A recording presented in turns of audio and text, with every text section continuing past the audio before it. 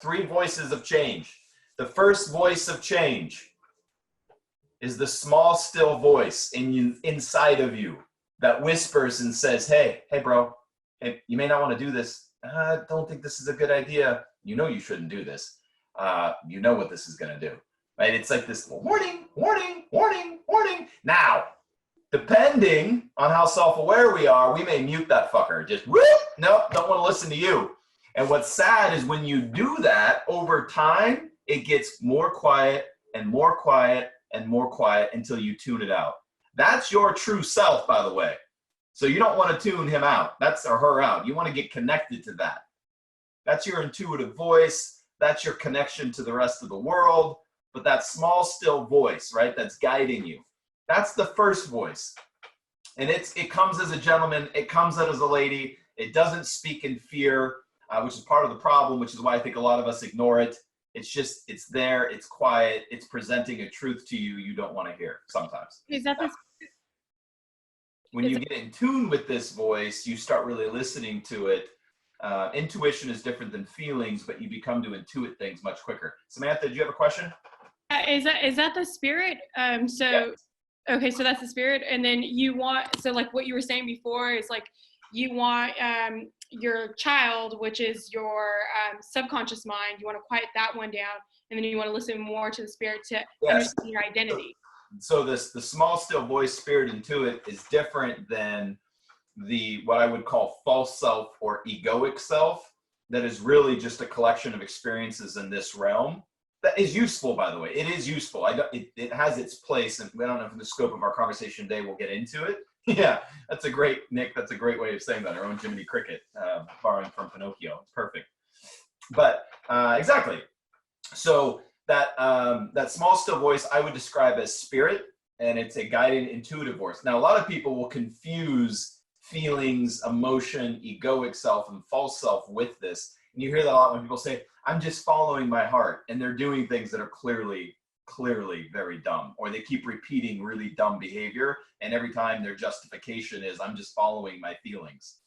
Those are not the same things, right? False self, egoic self is really a collection of experiences that creates a story or identity about who you are in this realm, okay? And it's a collection of stories and experiences. Remember, we talked about experiences are real, but they're not necessarily based on truth.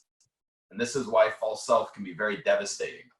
Okay, small, still voice is a gentleman. It typically isn't using a lot of emotion, whereas the false self is massively weighted in emotion, right? So that's a huge trigger immediately when somebody's very emotional about what they're saying, or there's an emotional intensity to what they're saying, and there's a crazy sense of urgency, like it must happen now. Those to me are almost always warning signs.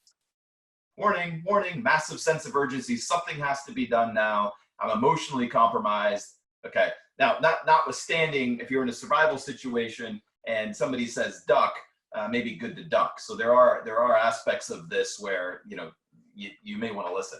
But the small, still voice is quiet. It's a gentleman. It's a lady. There's not a lot of emotion to it. There's typically not a lot of fear related to it. It's just a, hey, maybe we shouldn't do this. And I've learned to listen to that voice. I'll give you one of the first experiences of my own life. I was probably 11 years old. I was in Washington State, and there's a really, really beautiful waterfall there, the Snoqualmie Falls. If anybody's ever been to Washington, you may or not where that is.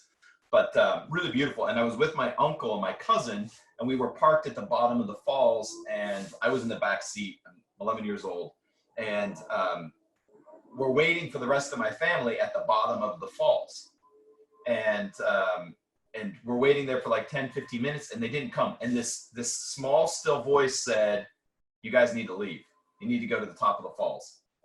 And so I said, hey, maybe we should go to the top. Maybe they thought we were at the top of the falls, up at the top, not at the bottom, okay? And so thankfully, my cousin who was driving listened and said, yeah, I agree, we should do that. And we drove to the top of the falls, okay? And I had this, there was a certainty, but it spoke with calmness. So we go to the top of the falls, we're up there for 10 minutes, and nobody's up there, they're not up there. So we drive back down to our location where we were parked, and right where we were parked, a 18-wheeler with logs had turned the corner and rolled over, and all of those logs would have crushed the car we were in. We would have been donezo, okay? Small, still voice, that's intuition, and it's just guiding you, right? There wasn't fear. There wasn't crazy fear related to it. I wasn't freaking out. I just knew we got to go. We got to get out of here.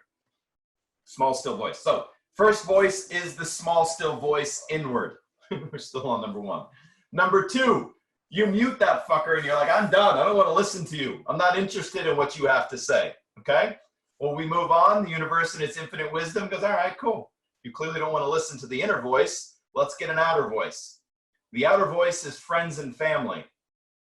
Okay, and friends and family, generally I take a rule of 3 with. I can explain why in a second. But friends and family come to you and they go, hey, fucker, you may want to change this. This behavior is going to get you pumped. I'll give you an example. You're at the bar. You're drinking. You're thirsty, so you stay out too late. And you still don't find somebody to go home with. And now you got to get fucking home. And your buddy who's with you goes, hey, you probably shouldn't drive. Or you before your buddy says anything, you're like, well, you know, I think I want to go home now. And the little voice goes, you're probably a little too drunk. You drank too much. And you're like, nah, I can do it. I'm cool, right? So that's the first voice. You deny that one. That all that dialogue was in your head. You're like, nah, I'm good. I'll be fine, right? Classic story. Okay, so you turn to leave, and your buddy sees you grab your keys. He grabs your shoulder, and he goes, "Yo, what are you doing?" I'm just gonna drive home. I'm good. It's going all right. Your buddy's like, "No, bro, you're not all right. Let me drive you home." Or like, "No, I've been drinking too. Let me get you an Uber." Right? You don't listen to that voice. You're like, "Nah, fuck it. I'm good. I'll be fine." And your buddy's too drunk to do anything about it. You get in your car. So, second voice. Friends and family. You deny friends and family, you mute that voice, you cut yourself off from that voice. The universe and all of her infinite wisdom and love brings the last voice. And the last voice is the world. And the world comes with the thunder, and it's like an unrelenting bitch.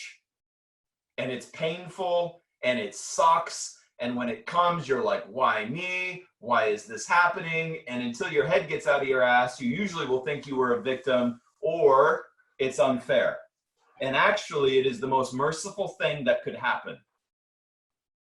And here's what happens. So you don't listen to the small, still voice. You deny that one. You deny friends and family. You get in your car. And best case scenario, right? Best case scenario that you learn from, you just get pulled over and get a DUI. Worst case scenario, you hit somebody, you fucking get injured, they die, some shit like that. Best case scenario, you get a DUI, okay? World comes in, drops a bomb on you. Why? Why did it take that? Because it took something that extreme, $13,000 not having a license and having it on your record, for you to go, fuck, maybe this is something I shouldn't do. And it's an act of mercy. It's a beautiful act of mercy. You just don't typically see it that way in the beginning. This is why so many people, when they awake, when you see people starting to grow and change radically, they came from these kinds of experiences. By the way, it does not take, we call these kensho experiences, right? Which, like, the Japanese term here is kensho. Kensho experiences are experiences we learn through pain. It doesn't take these to learn, but for many people, this is the path they take. So 3 voices, inner voice, friends and family, the world. Those are your 3 shots. So you can always tell when you're playing with fire, you're playing with a bad habit, or you're playing with something, just check, what voice am I on right now?